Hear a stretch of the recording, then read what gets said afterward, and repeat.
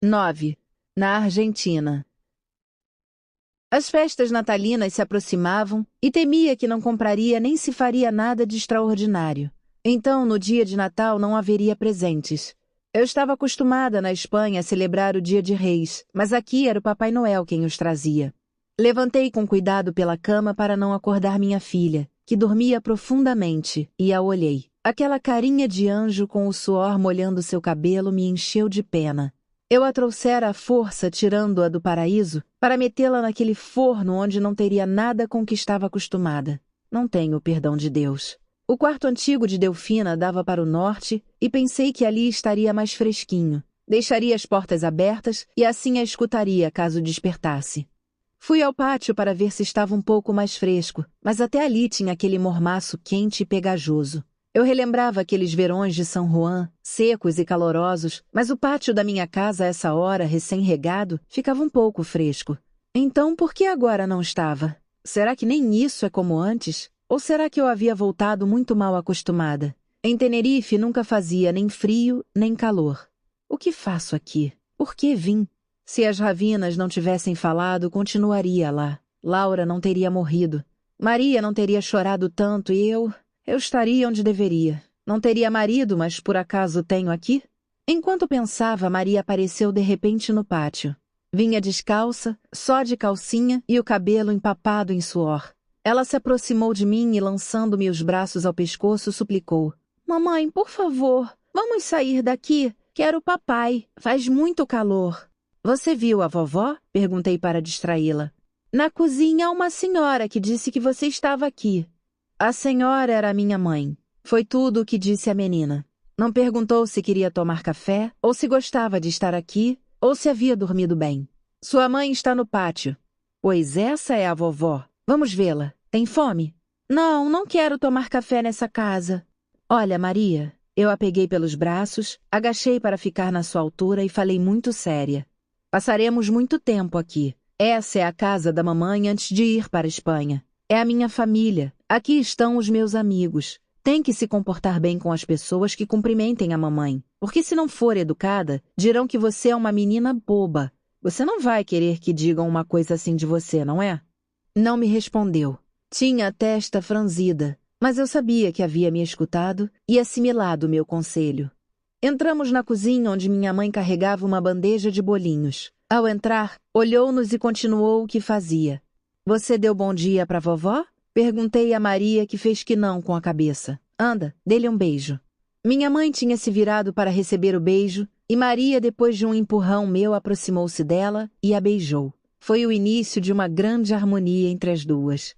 Desde esse momento foi minha mãe a pessoa que mais se apegou à pequena e compreendi ao vê-la que estava lhe faltando carinho. Enquanto a avó e a neta conversavam, fui para o quarto e tirei a mala dos presentes que trazia para todos. Fiquei olhando para eles e vi que nenhum era apropriado para as necessidades que havia naquela casa. Uma máquina fotográfica para Delfina, um relógio para Raul, um rádio para minha mãe, um colar de pérolas para Lola, outro relógio para Luiz. Melhor seriam vestidos, sapatos, casacos, inclusive comida ou dinheiro. Irei às compras essa tarde.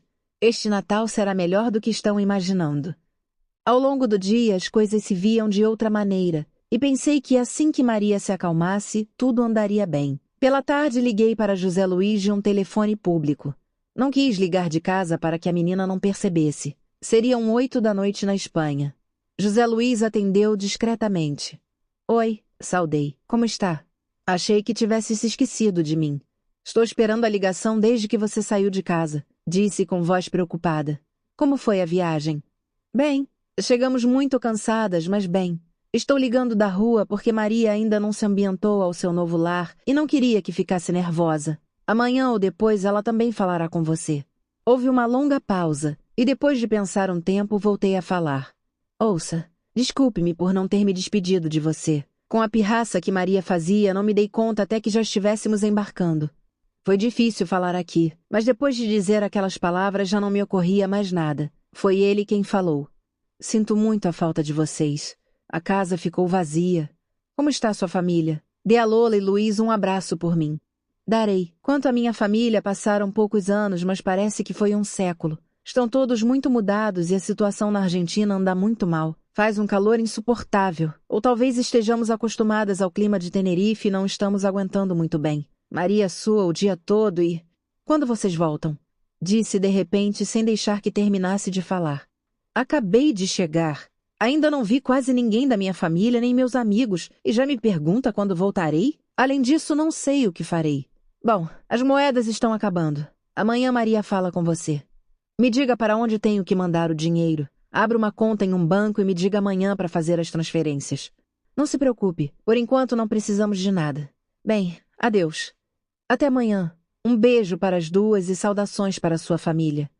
Desliguei o telefone e fiquei pensativa. Acontecia uma coisa estranha comigo. Por telefone e à distância, sua voz me soava cálida e fazia meu coração vibrar. Mas mal acabara de deixá-lo. Enquanto voltava para casa, pensava feliz que no dia seguinte o ouviria novamente. Mas vinha a lembrança de Pilar e o romance deles, e odiava os dois.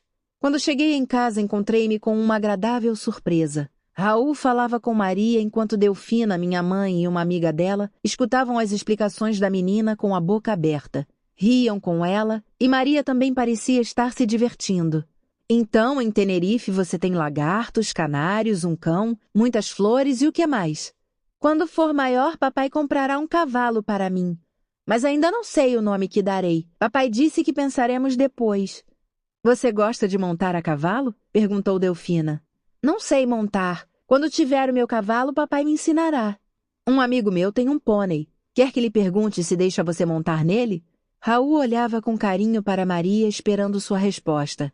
Nesse momento, entrei e os cumprimentei. Maria veio correndo para mim e perguntou nervosa. Mami, vai me deixar montar no pônei? E se você cair? Não, terei cuidadinho. Além disso, tio Raul estará comigo, não é? Olhou para Raul esperando sua aprovação. Era inteligente até para conseguir o que queria e tinha conseguido. Montaria o pônei. Já de noitinha recebi a visita de Manolita. Fiquei muito contente. Nos abraçamos com grande carinho. Estava um pouco mais gorda e também bonita. Os anos haviam passado, mas a ela fizeram muito bem. Tinha uma doçura da qual carecia antes e não ria de qualquer coisa como fazia em nossos anos de solteiras. Estava muito mais centrada, mais mulher, uma autêntica dona de casa e mãe de família. Assim que a vi, pensei em como iria bem o seu casamento. Curioso, não é? Quem me diria que aquele fanfarrão do Jorge fosse se casar e fazer a mulher feliz? Tinha um grande desejo de falar com ela e sem interrupções e a sós, por isso marcamos de nos ver no dia seguinte. Falar com Manolita seria para mim como retroceder 4 anos. Voltarmos a estar solteiras, relembrar aquela época e pouco a pouco nos introduzir no presente. Esquecer, ainda que fosse por algumas horas, o presente supunha agarrar um pouco a felicidade. Deixar de lado meus problemas atuais e sonhar com tudo o que pude ter tido e não consegui. Claro que não faria uma confissão a Manolita, como também não faria a ninguém da minha família, nem mesmo a Lola. Eu tinha vindo para a Argentina para que conhecessem Maria e para esquecer, dentro do possível, a tragédia da perda de Laura. Nada mais.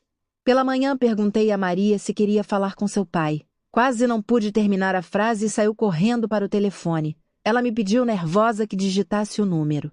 Do outro lado do telefone escutou-se a voz de Francisco. Francisco, diga a papai que atenda o telefone. Enquanto José Luiz atendia, vi como os olhos da pequena ficavam marejados. Creio que nunca o esquecerá. Será difícil para mim mantê-la aqui, pensei. De repente deu um pulo ao mesmo tempo que dizia: Papaizinho, papaizinho, te amo muito. Por que não vem nos ver? Oi, meu amor. Eu não posso ir, filha. Diga à mamãe que voltem logo. Não sabem o quanto preciso de você. Está tudo bem? Não, faz muito calor. As pessoas falam muito estranho. Papai, tio Raul vai me levar para montar num pônei. Diz que assim aprendo a montar para quando tiver o cavalo grande. Tenha cuidado, não vá cair. Não, tio Raul estará comigo porque diz que os pôneis às vezes mordem. Do outro lado do telefone pude ouvir uma gargalhada. Seguiram com seu diálogo e ouvi que lhe perguntava: Mamãe está aí? Então diga para ela falar comigo. Maria me entregou o telefone, mas ficou do meu lado. Oi, como está? Perguntei. Levando. Diga a Raul para ter cuidado com a menina. Os pôneis são animais traiçoeiros. Não se preocupe, Raul adora Maria e cuidará dela. Já visitou muitos amigos? Não. Não tive tempo, mas vi minha melhor amiga. Ontem veio aqui em casa e fiquei muito feliz. Combinei de lanchar com ela hoje para conversar. Você ficará aborrecida se eu ligar todos os dias para saber como estão? Não, claro que não. Por que ficaria? Diga a Maria e perceberá o desgosto que lhe dará. Até amanhã. Maria voltará a falar com você. Entreguei o telefone para minha filha, que estava quase tirando-o das minhas mãos. Eu a observei e vi a ilusão refletida no seu rosto enquanto José Luiz lhe dizia que ligaria todos os dias. Nem todos os pôneis do mundo, nem o quanto tem aqui de bom e divertido conseguiriam arrancar seu pai da cabeça. Não conseguirei que se acostume a viver sem ele. À tarde fui para a cafeteria do centro, onde tinha combinado com minha amiga enquanto Maria e Raul praticariam a equitação com o pônei. Combinamos às 8 da noite. Em São Juan, no verão, ninguém saía de casa antes daquela hora. As ruas se convertem em fornos. O ar queima a pele e o asfalto refrata os raios do sol. Aconteciam muitos casos de desmaios na rua produzidos pelo intenso calor. Nos meses de verão na minha cidade, a vida consiste em se levantar cedo, lavar o pátio, estender o toldo, vestir-se com roupa fresquinha de algodão, tomar banho 2, 3, 4 vezes ao dia, almoçar comidas leves e refrescantes e tirar um bom cochilo. Pelas 7 ou 8 da noite que começava a atividade. As calçadas se enchem de gente que vão aos bares, ao cinema ou simplesmente passeiam. Diante das portas se formam grupos de vizinhos que conversam animadamente.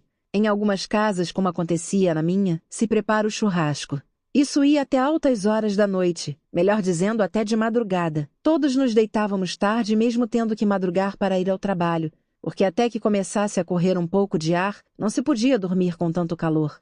Parecia impossível aguentar essas temperaturas até que o vento zonda soprava. Então era muito pior, porque aquele vento reduzia a umidade do ar a zero. Com o calor e a secura, umas pessoas ficavam histéricas, outras adoeciam, outras tinham enxaquecas que perturbavam profundamente. Enfim, era um caos. Quando cheguei, Manolita já estava me esperando. Fui até ela sorridente e nos abraçamos. É curioso, antes sempre a tinha considerado louca e não a respeitava muito, apesar de sermos tão boas amigas. No entanto, agora era digna da minha mais sincera admiração e respeito. Até na sua forma de vestir tinha melhorado notavelmente. Estava com um vestido de seda que lhe favorecia muito, verde pistache, de alça com as costas nuas, umas sandálias pretas de meio salto e um colar de azeviche com brincos combinando. Havia se maquiado discretamente e seus olhos tinham um brilho especial que relacionei ao nosso encontro. Faz muito tempo que chegou? Perguntei. Não, quase chegamos juntas. O que quer beber? Com esse calor, um refresco ou um sorvete. Me recomende você o que é mais gostoso e refrescante. Pois aqui tem uma boa variedade de sorvetes italianos que são ainda mais apetitosos. Só tem um inconveniente. Engordam, dissemos ao mesmo tempo. Então Manolita acrescentou com bom humor. Mas um dia é um dia. Nem sempre você se encontra com uma velha e extraordinária amiga. Pedimos a mesma coisa para as duas, sorvete de pistache e morango. Enquanto saboreamos, começamos a relembrar nossos anos de solteirice com simpáticas anedotas da época. A Argentina era tão diferente das minhas lembranças, as pessoas tão diferentes. Você lembra do dia que, se não fosse por você, matava meu padrasto? Comentou Manolita, de repente ficando muito séria. Claro que lembrava, mas não respondi. Não queria que aqueles dias tão amargos do passado voltassem e por esse motivo não havia perguntado por sua mãe nem por ele. No entanto, minha amiga queria levar a conversa adiante. Teria sido uma pena se tivesse feito aquilo. Sabia que acabou na cadeia? Mesmo sabendo, me calei, e ela seguiu relembrando. Pois sim, minha própria mãe o denunciou. Um dia quase a matou com uma surra que lhe deu e, incentivada por mim, fez uma denúncia contra ele. Uma associação de mulheres maltratadas se interessou pelo assunto e está todo corroído e doente apodrecendo na cadeia. Não sei na Espanha, mas aqui é uma série de associações de mulheres para nos defender desses selvagens que funcionam muito bem. E sua mãe, como está? Perguntei para que mudasse o assunto, que era tão desagradável para as duas, sobretudo para ela. Muito mal. Tem um câncer de mama e não puderam operar porque está muito avançado. Ela não sabe. Ficou internada e a levaram para o centro cirúrgico. Ela acha que foi operada, mas na verdade não fizeram nada. O cirurgião nos disse que já estava bastante avançado. Não sabe o quanto sinto. São coisas que acontecem, mas não viemos aqui para ficarmos tristes. Conte-me da sua vida. Como conheceu o seu marido? Como ele é? Tem alguma foto dele? Tratei de fazer um resumo de minha vida desde que saí da Argentina, com um relato semi-verdadeiro, ocultando o que eu não queria que soubesse e falseando um pouco a realidade. Quando terminei, senti-me mal. Manolita sempre tinha sido uma amiga sincera e leal. Eu estava mentindo descaradamente, coisa que sempre odiei. Estive a ponto de lhe confessar que meu casamento era um contrato, que Maria não era filha de José Luiz, que voltei para minha terra porque não podia aguentá-lo um dia a mais, mas não o fiz. Em meu relato, minha vida era uma espécie de novela romântica. Conheci José Luiz por essas coisas fortuitas que ocorrem na vida. Ao chegar em Madrid, tive a desgraça de cair e fui levada a um hospital. O médico que me atendeu me apresentou a sua esposa, que foi minha protetora por simpatia para com o povo argentino, e nos demos muito bem. Ela me levou para sua casa, e no Natal fomos a Tenerife, onde me apresentou ao seu irmão. Ele era viúvo e tinha uma menina autista a quem me afeiçoei assim que cheguei. Laura e eu nos tornamos boas amigas, e o que ninguém havia conseguido em 4 anos, eu estava conseguindo em poucos dias. Foi assim que me tornei dona daquela casa. Ele não queria me perder por nada do mundo, e eu gostava daquele ambiente e do luxo. Nos casamos, e Maria veio tão rápido que quase nos deixou mal perante a sociedade. O resto já deve saber por Lola, mas a vida dá uns golpes inesperados, e me deu um forte demais com a morte de Laura. Nesse momento do relato, minha voz sumiu. Eu não podia me lembrar de Laura sem sentir uma vontade enorme de chorar.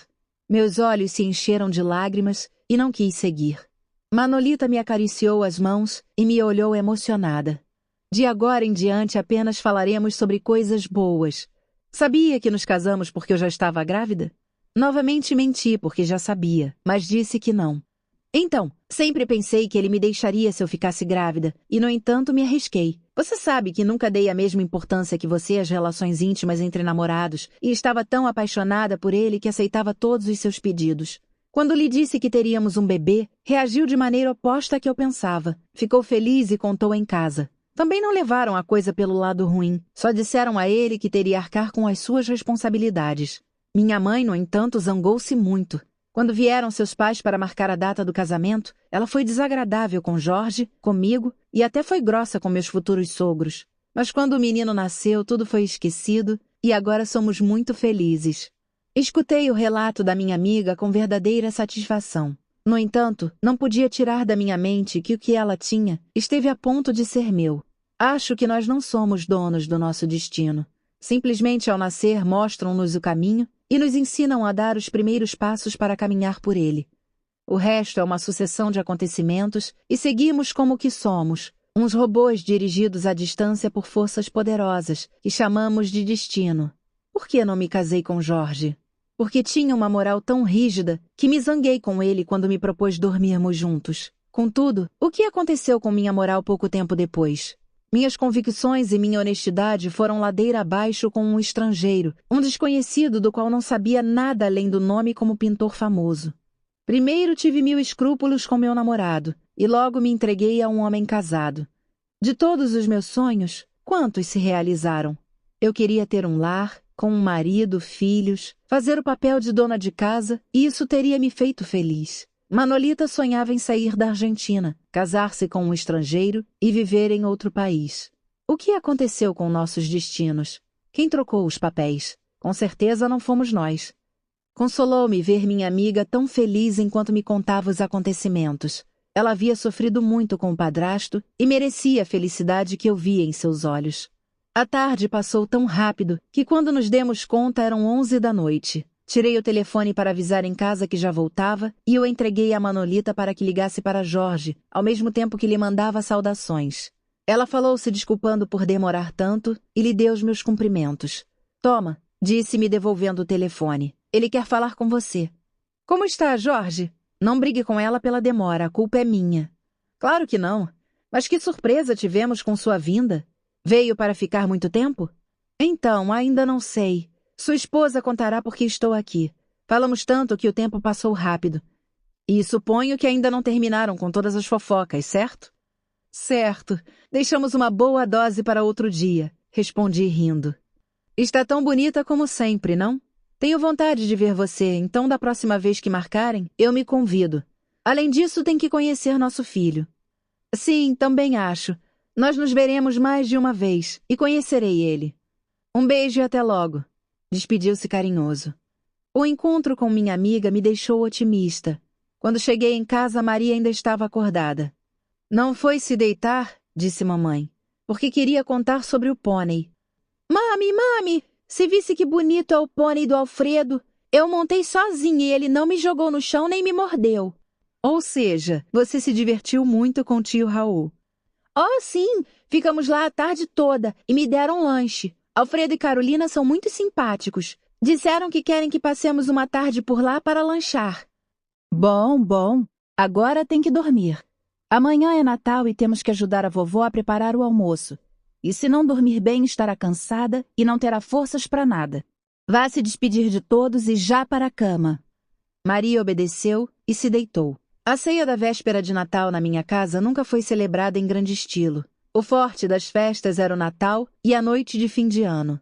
Todavia, dessa vez eu trazia costumes da Espanha, e na ceia tivemos manjares fora do comum. Na verdade, tínhamos uma ceia fria, porque os jovens saíam para passear e voltavam tarde. Era a única data em todo o ano que meu pai não estipulava a hora para chegar. Uma coisa que trouxe da Espanha e que fez a felicidade de todos foram os torrões de todos os tipos. Para a ceia, havia comprado tudo aquilo que sabia que não comiam por causa do preço. Eu podia me permitir graças ao meu marido, o desprezado. Não sinta falta de nada, disse quando decidi deixá-lo. Peça-me o dinheiro que precisar e diga-me para que conta mando. Que pena que nosso matrimônio não funcionava como nossa questão econômica. Deveria ter ligado para casa. Lembrei de repente no meio da ceia. Raul colocou a mão na testa. Ah, esqueci! Seu marido ligou pelas 7 para desejar Feliz Natal. Falou com Maria. Não sei o que disse, mas quando a menina desligou, começou a chorar.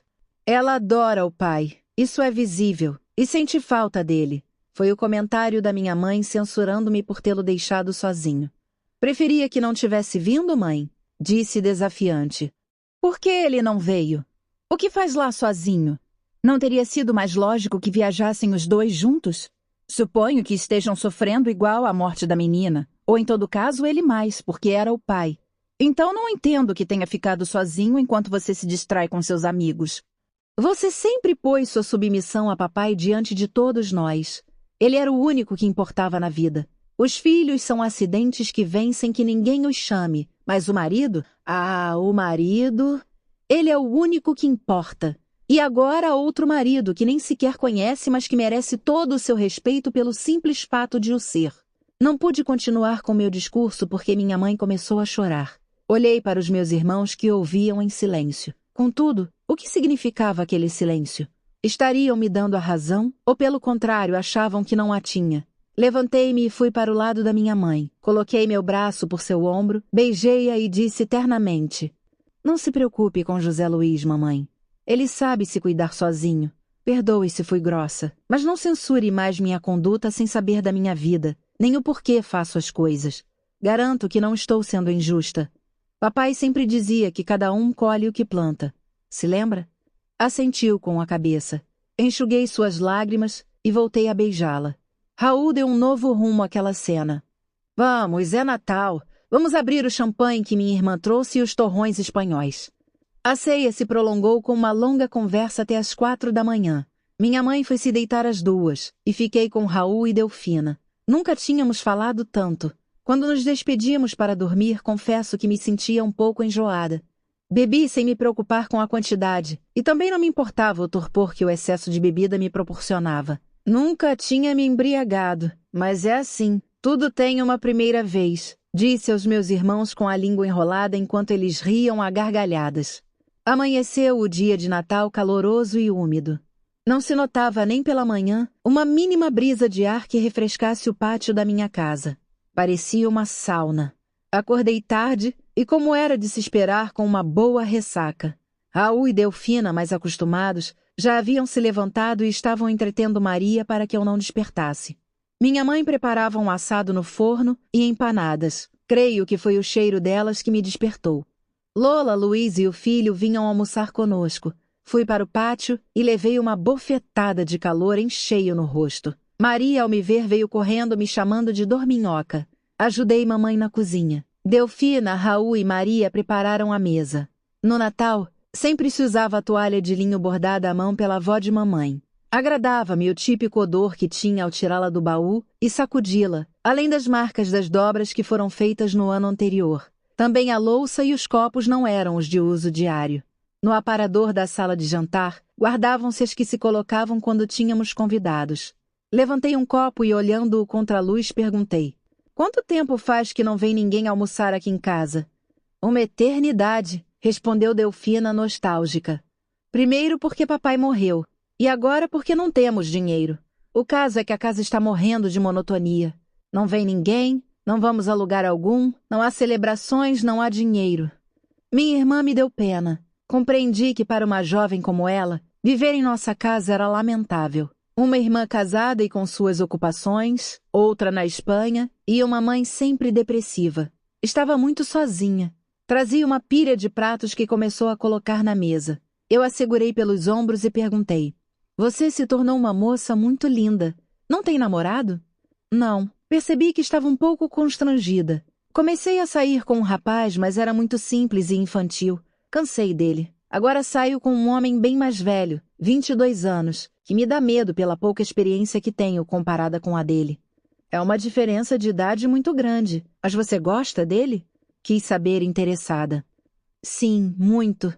Já o apresentarei e assim poderá me dar sua opinião." "Está bem, mas já adianto que se você está apaixonada por ele e for correspondida, deve seguir adiante. A felicidade passa uma vez na vida. E se a deixar, talvez não volte a ter a oportunidade de encontrá-la novamente." "Valéria", disse-me de repente, "você é feliz?" "Por que pergunta?" Havia-me feito a pergunta tão inesperadamente que precisava de tempo para responder.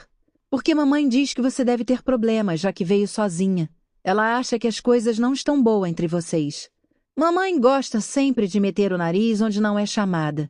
Meu marido não veio porque trabalha, já disse várias vezes, mas parece que ela deseja que as coisas sejam de outro jeito."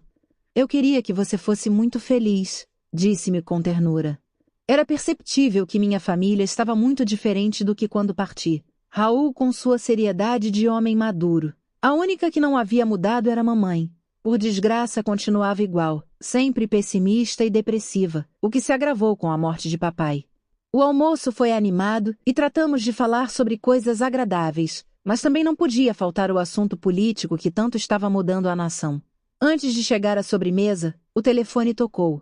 Mamãe, que estava mais perto, atendeu. "Oi, José Luiz. Sim, estamos terminando. Que pena que não esteja aqui também. Sim, passo para ela. Um abraço, filho, e Feliz Natal." Entregou-me o telefone e com voz de autoritário ordenou: "Diga a ele que venha, mesmo que por poucos dias." Olhei para minha mãe quase que com raiva. Será que não aprenderá a não se meter em meus assuntos? "Feliz Natal. Como você está?" "Não tão bem quanto você, mas sigo vivo." "Como foi com sua amiga? Voltou muito tarde?" "É uma amiga de toda a vida e relembramos tempos passados. Cheguei um pouco tarde, mas em minha casa nunca se celebrou a véspera de Natal como na Espanha. E como não tinha nada melhor para fazer, Carlos e Sara continuam em casa?" "Sim, eles me dão vida. Fomos jantar na casa dos Campilho e se comportaram muito bem procurando nos distrair para que não pensássemos." "Me alegro em saber." Dê um beijo muito forte em todos, sobretudo em Carlos e Sara. "Estão do meu lado. Depois de falar com Maria, passo para eles para que se fale um pouco. Ela está aí?" Grudada em mim, puxando o telefone. "Vou te passar. Um beijo." Não sei se ele me disse algo ou não, porque Maria havia se apoderado do telefone. "Papai, te amo muito e quero estar com você." Dirigindo-se a mim. "Mamãe, papai quer saber quando voltamos para casa." Pelo telefone. "Sim, papai. Tio Raul, vovó, logo todos os demais." A conversação de Maria era todo um poema de gestos e diálogo fluido. As perguntas e respostas se sucediam ininterruptamente. Sua cara expressava a emoção que sentia cada vez que falava com José Luiz. Quando começavam a se falar, tinha eu que intervir para cortar o diálogo interminável. Tirei o telefone de Maria e disse brincando: "Garanto que não lhe dei língua para jantar." "Falar com minha filha é o momento mais feliz do dia", disse emocionado. Sara falará agora. A voz de Sara era como sempre cálida, mas notei um pouco de frieza em seu cumprimento. Ou seria minha consciência pesada? Conversamos um pouco e logo Carlos veio falar. Quando desliguei o telefone, fiquei um tempo sem voltar para a mesa porque tinha os olhos cheios de lágrimas. Maria lhes contou tudo o que o pai tinha dito e assim ninguém reparou em mim, nem em minha emoção. O filho de Lola, Luizinho, ficou um pouco chato. Seus 2 aninhos não lhe permitiam transnoitar e tinha sono. Quando deu meia-noite, foram embora. Fiquei pensando que se minha mãe fosse uma avó carinhosa, teria preparado acomodação para seus filhos e o neto. Como? De algum jeito. É uma noite só no ano, a casa é grande. Delfina e Maria poderiam dormir juntas. Lola e Luiz na cama de casal onde eu dormia. Raul na que Maria ocupava. Poderíamos ter arrumado. Porém, minha mãe sempre foi acomodada. Ninguém mais que papai a fazia alterar seus costumes. Depois de Lola e Luiz irem, fiz um leve comentário a respeito, mas não pude continuar porque minha mãe se levantou da mesa e, desejando-nos sonhos felizes, foi dormir. Olhamo-nos. Foi Raul quem começou a falar. Não perca tempo, Valéria. Não conseguirá mudá-la.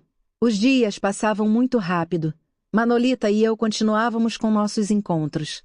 Lola e Luiz agoniados com o pequeno Luizinho e o trabalho no banco. Sua vida financeira pelo menos era boa.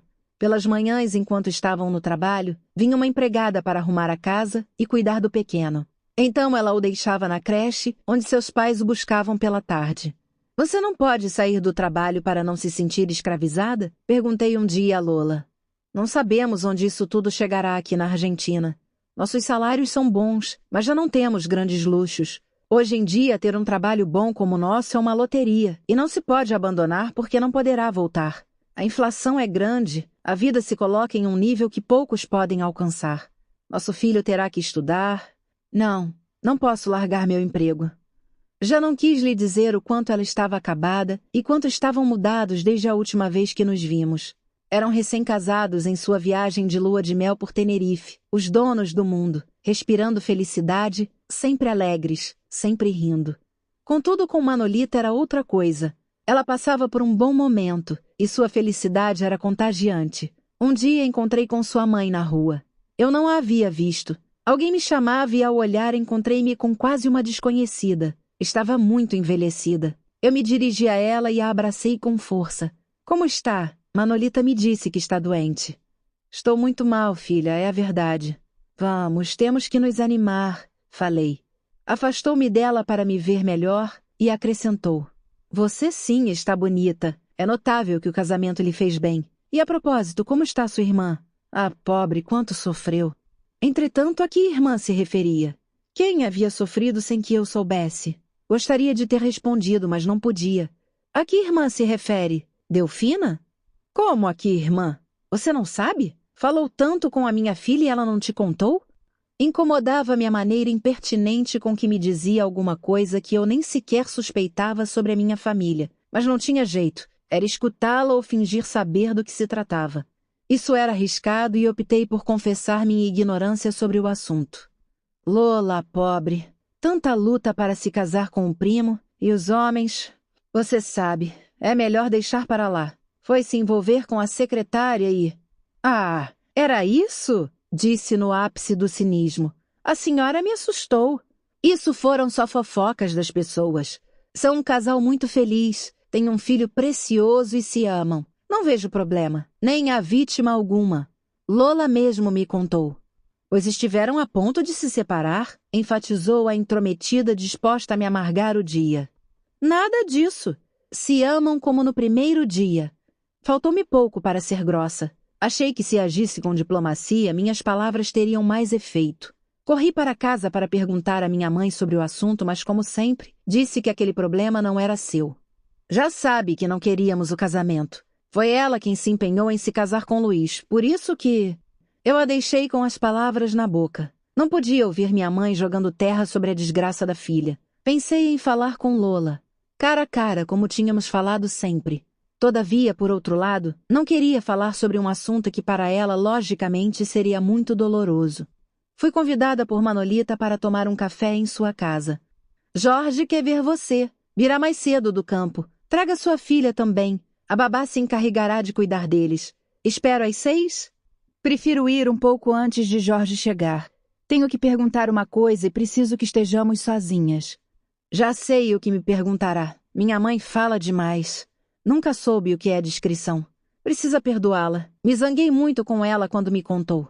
Cheguei às 5 em ponto. Toquei a campainha e saiu uma babá uniformizada.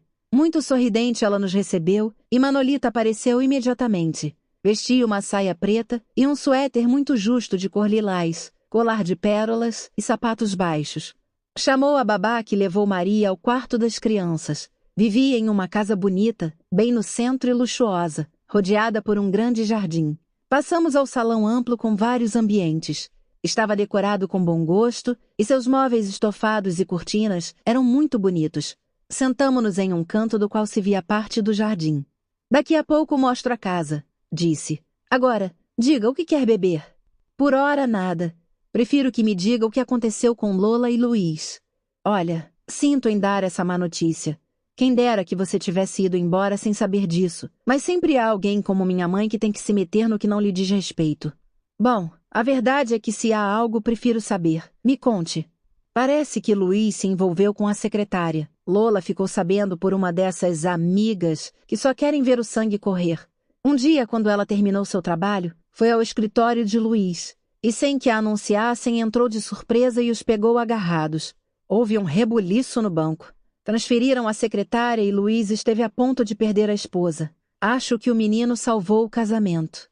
Mas não sei como estão as coisas entre eles. Não sabia como reagir nem o que dizer. O caso era tão familiar para mim que não podia suportar. Odiei meu primo e me compadeci da minha irmã. Sabia pelo que ela tinha passado ou estava passando e tomei a decisão de falar com ela. Depois de falar com Manolita, quis ir para casa. Não tinha humor para continuar ali nem vontade de ver Jorge. Sentia-me desgraçada por minha irmã e por mim. Minha amiga percebeu meu estado e me pediu que esquecesse daquilo. Nunca teria contado. São coisas que acontecem e peço a Deus que não se repitam conosco. Por sorte, não sabemos o que é isso. Mas Lola é forte. Pelo menos não se separaram e parece que as águas voltaram ao seu curso. Não, as águas não voltaram ao seu curso. Eu notava minha irmã diferente, mas não sabia qual era o motivo. Agora que sei, devo ajudá-la. Jorge chegou, saudou-me com um beijo efusivo e me pediu que o perdoasse porque trocaria de roupa. Depois que seus pais morreram, ele se encarregou do rancho, propriedade que agora era dele, e da sua única irmã. Tinham não sei quantas cabeças de gado, pastos, vinhedos e terras. Seu cunhado ajudava na administração da propriedade e as duas famílias viviam com uma economia mais do que boa. Lanchamos e relembramos os velhos tempos. Jorge não se referiu em nenhum momento àquela nossa época de namoro, o que agradeci. Porém, Manolita tocou no assunto. Eu tenho que ser agradecida a você, porque se não o tivesse deixado, eu não teria casado com ele. Todos rimos mesmo sem achar graça. Foi o único momento em que me lembrei da Manolita bobona e simples de antes. O tempo passou e quando íamos embora, a campainha tocou. Agora chega o nada pontual, disse Jorge. Quem? Perguntou minha amiga. Espera. Abriu-se a porta do salão e apareceu um homem de uns 30 anos. Tinha estatura mediana, muito sorridente e o rosto vermelho. Ele se aproximou de mim dizendo: Por fim nos vemos, tão bonita como sempre. Não mudou nada. Sabia que você foi o meu amor impossível? Pois isso sim me é estranho, porque acabamos de nos conhecer, disse rindo. Você quer dizer que acaba de me conhecer. Eu a conheço faz muito tempo, desde que saía com esse aqui, disse apontando com o dedo polegar para Jorge. Eu a olhava e dizia a ele que se brigassem algum dia, me dissesse para eu poder tentar algo. Ri da primeira vez, mas depois tudo o que dizia me parecia de mau gosto, e comecei a ficar séria. Ele pareceu não se dar conta e continuou. Mas quando terminaram eu estava nos Estados Unidos aperfeiçoando meu inglês, e quando voltei você já havia ido para a Espanha. Depois ninguém soube me dar seu endereço, e logo soube que tinha casado e aqui estou, solteiro e esperando que fique viúva. Devia estar escrito na minha cara o quanto me desagradava aquele homem, porque Jorge lhe chamou a atenção. Está bem, entendemos. Não percebe que está falando com uma senhora casada e respeitável? Suas brincadeiras estão passando do limite. Convidei você porque me dizia que queria ser apresentado, pois já a conheceu. Agora mude o assunto ou saia, o que preferir. Perdão, não quis incomodar, disse um pouco inquieto. Ficou por mais meia hora e logo se despediu pedindo-me perdão outra vez por sua impertinência e foi embora. Enquanto isso, Maria nem se lembrava de mim. A babá contou histórias para as meninas enquanto lanchavam e se ocupou tanto quanto lhe disse que íamos. Suplicou-me para que a deixasse mais um pouco. O filho de Manolita nos olhava com os olhos pretos, bonitos e brilhantes. Era muito lindo. Viremos outro dia, tudo bem? Disse a Maria para que não fizesse birra. Deixei passar vários dias antes de falar com Lola. Queria ter a certeza de encontrar as palavras certas para consolá-la. Se lhe dissesse que acontecera a mesma coisa, longe de poder animá-la, acrescentaria mais dor ao que já sentia. Então, falaria com meu primo para tentarem ter a cumplicidade de antes. A oportunidade surgiu por acaso em um dia quando ia ao shopping.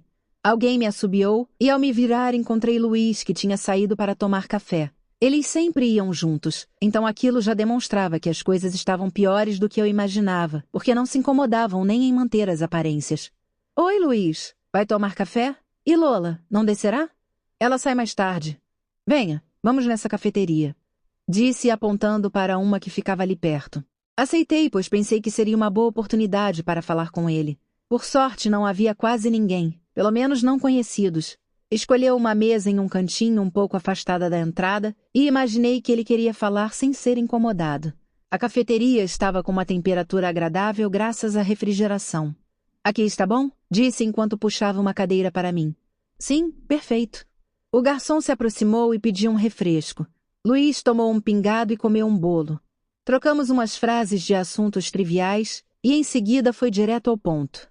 Valéria, é possível que alguém tenha falado sobre o problema que eu e Lola tivemos. As pessoas adoram meter o nariz onde não são chamadas, e sabendo que já se encontrou com Manolita... Sim, me falaram. E não foi Manolita. Interrompi. Tenho que dizer que em um primeiro momento não acreditei, mas aí então me confirmaram. Então, quero que saiba o que aconteceu de verdade, porque as pessoas falam e não sabem o que dizem. Garanto que o que direi é a mais pura verdade. Você me conhece, não sou desses que fazem e se escondem. Se faço uma coisa, tenho coragem para assumi-la. Tomou um gole de café, eu um pouco do refresco. Fazia muito calor, como sempre. Eram 10 da manhã e estavam previstos 40 graus para o meio-dia. Ele me encarou e pude observar em sua cara que o que me contaria era muito desagradável para ele. No ano passado, começou brincando com a xícara. Veio uma datilógrafa chilena que ficaria aqui por um ano. O diretor a designou como minha secretária, pois parece que era amigo do seu pai e este lhe havia falado para que cuidasse da sua filha. Como a moça era muito bonita, todos no banco começaram a fazer piadinhas pesadas. Ela, que sabia que era atraente, mexia com todo mundo. Era jovem e com a cabeça vazia. Talvez por essa razão os temores do seu pai não fossem infundados. Um dia, mandei colocar uns documentos na estante e ela me disse que não alcançava. Eu me aproximei para ajudá-la e de repente virou-se para mim e me agarrou pelo pescoço e me beijou nos lábios. Tentei afastá-la, mas era tarde.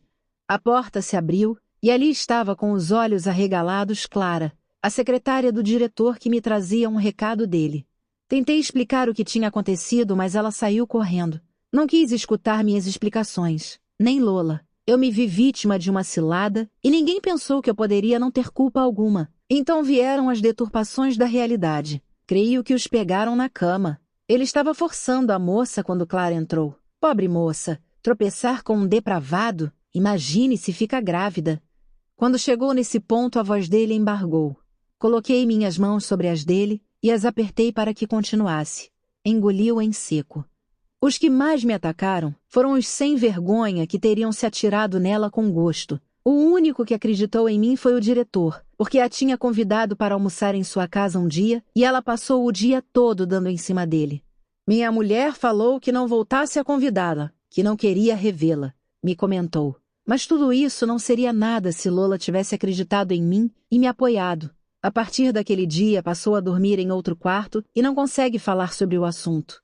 Disse que passa muita vergonha cada vez que encontra com algum conhecido e que não me perdoa. Prefere acreditar no que dizem do que no seu marido. Se não fosse pelo menino, creio que teria me deixado. Falarei com ela. É uma pena viver em um lugar como San Juan. É muito pequeno e as pessoas são muito desocupadas. Tudo vira fofoca. Nessa cidade, qualquer um se asfixia nesses dias. Vai saber o que estão falando da minha vinda sem meu marido. Mas não ligo. Não penso em lhes dar explicações. Que pensem o que quiserem. Terminamos nossa bebida e Luiz olhou para o relógio. Tenho que ir. Por favor, fale com Lola. Esse pesadelo precisa acabar. Que volte para mim, que tudo seja como antes. Eu a amo como no primeiro dia e não suporto essa situação. Se puder, irei nesse fim de semana. Ligarei primeiro. Irei com Maria e para poder falar com ela quando eu chegar, você pega as crianças e leva os dois para darem uma volta. Combinado? Combinado, priminha. E muito obrigado. Deu-me um beijo e brincou. Vejamos se há alguma fofoqueira por aqui que comece a dizer que já estou beijando outra. Rimos enquanto saíamos para a rua. Um calor sufocante subia pelo asfalto e nos surpreendeu. Fiz as compras rapidamente e voltei para casa antes do calor do meio-dia me pegar. Maria se refrescava em uma pequena piscina inflável que Raul comprara para ela. Ele a colocou no pátio e, ainda que não pudesse nadar, pelo menos se molhava e brincava com prazer. Papai ligou? Perguntei dando um beijo nela. Sim, e me perguntou onde você estava. Eu disse que tinha saído para fazer compras. Papai perguntou se precisava de alguma coisa e eu disse que não. Me pediu que desse beijos em vocês e mandei para ele muitos beijos por telefone. Amanhã vai ligar mais cedo para falar com você. Disse que precisa de nós e eu disse que voltaremos logo para ficar com ele. Está sozinho, porque tia Sara foi embora já faz muito tempo. Maria falou tudo de uma vez, sem fazer nenhuma pausa e sem deixar de brincar com os bonecos de borracha que flutuavam ao seu redor na pequena piscina. Fiquei olhando para ela. Quem teria dito que voltaríamos em breve? Eu achava que já estava feliz ali, e no entanto a sombra de José Luiz não se afastava dela nem um instante. O fato de ligar diariamente não permitia que a menina fosse pouco a pouco se esquecendo de sua antiga casa e se acostumasse à atual. Raul supria em parte o carinho do seu pai, mas não era suficiente. Ela estava em São Juan passeando. Estávamos de visita para ver a vovó e o resto da família. Em alguns dias voltaríamos a Tenerife. Porém, eu já pensava diferente, e todo o meu empenho era para que fosse se acostumando a viver na Argentina. Se José Luiz não ligasse diariamente, seria mais fácil para conseguir meus propósitos. Mas como lhe dizer isso? Vinha carregada de sacolas e muito suada. Deixei parte delas na cozinha e fui para o meu quarto tomar um banho. A água fresquinha correu pelo meu corpo e, sem saber o motivo, relembrei os poucos dias que José Luiz e eu tínhamos nos comportado como um casal de verdade. Foi bonito e emocionante, mas durou tão pouco. Molhei o cabelo e, enquanto a água caía pelo meu rosto, senti vontade de chorar. Minhas lágrimas se juntavam com as gotas d'água. Quando acabei de tomar banho e tinha me secado, aproximei-me do telefone e liguei para ele. Era 1 da tarde na Argentina, então seriam 4 ou 5 horas a mais na Espanha. Oi, José Luiz. Que surpresa agradável! O que aconteceu? Maria disse que você ligou, e como não estava, ela já me disse que está bem. E você? Como está? Agradeço por ter ligado. Eu? Bem, fui fazer umas compras para minha família. Aqui há muita necessidade de tudo, e tenho que ajudá-los financeiramente. Faz muito bem. Compre para eles tudo o que quiser. Ainda não me mandou um número de conta para eu enviar o dinheiro. Não quero que falte nada a você, a Maria ou aos seus familiares. Muito obrigada. Por hora não preciso de nada. Me basta o que trouxe. De toda forma, quero começar a trabalhar, mesmo que não esteja fácil encontrar emprego. Você diz isso para me mortificar, não é? Não entendo. Por que diz isso? Estava cansada de saber o que queria dizer, mas não estava disposta a viver para sempre do dinheiro dele. Por outro lado, queria que percebesse que eu pretendia ter minha independência. Houve uns minutos de silêncio antes de falar. Quando tocou o telefone e ouvi sua voz, senti uma imensa alegria. O fato de querer falar comigo voluntariamente é uma surpresa a que não estou acostumado. Mas o que acontece é que sempre, de uma maneira ou de outra, acabamos estragando as coisas. Agora me diz que quer encontrar um emprego, mesmo quando tem como viver tranquila. Isso é razoável? Acho que sim. De toda forma, não quero estragar nada. Eu também queria falar com você e escutar sua voz. Cheguei faz um instante e pensei em você. Isso é tudo. Valéria, amo você. Quando pensar em mim, lembre-se disso também. E pense também que tudo o que é meu é seu. Você não precisa trabalhar a não ser que pretenda me causar um desgosto. E preciso de você. Sua voz soou triste e não soube o que responder. Se ele esperava que lhe dissesse que eu também o amava, teve uma decepção. Depois de desligar o telefone, ponderei se não fui covarde. Por que não lhe disse a verdade? Que estava recordando com nostalgia os poucos dias em que fomos marido e mulher, que naquele momento desejaria voltar atrás e ter o mesmo que naqueles dias felizes. Mas não, essa minha teimosia era a herança que o meu pai me deixara. Nunca dava o braço a torcer porque considerava uma humilhação. Por que faço o que critiquei no papai tantas vezes? Os meses foram passando e eu não pensava em voltar para a Espanha. Pelo contrário, queria ficar com minha filha para sempre na Argentina. Cada vez que a possibilidade de voltar com ele passava pela minha cabeça, vinham as imagens que vi naquela noite do Canto Azul e me tirava qualquer intenção de vê-lo. Relembrava tudo como se acabasse de acontecer. Escutava as palavras de amor que trocaram, seus abraços obscenos, as respirações ofegantes e aquele manuseio impuro. Logo me alegrava quando relembrava o susto que deram ao serem descobertos.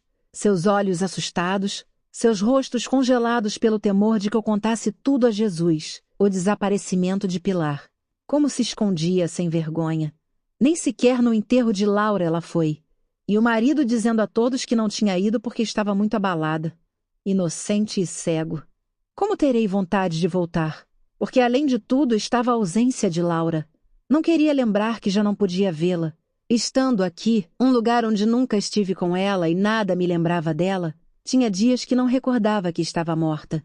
No entanto, sabia que assim que colocasse os pés em Porto da Cruz, meu primeiro pensamento seria minha pequena. Não voltarei para a Espanha. O problema era Maria. Ela nunca se esquecia de José Luís.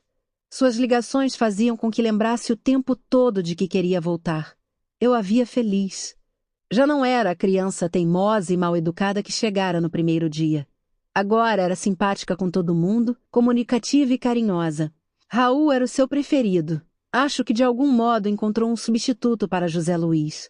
Meu irmão só trabalhava pelas manhãs e a levava para passear todas as tardes. Ela ia encantada. Quando voltavam, passava as horas contando tudo o que haviam feito e estava sempre entusiasmada, mas chegava a hora da ligação e não tinha quem a desgrudasse do telefone.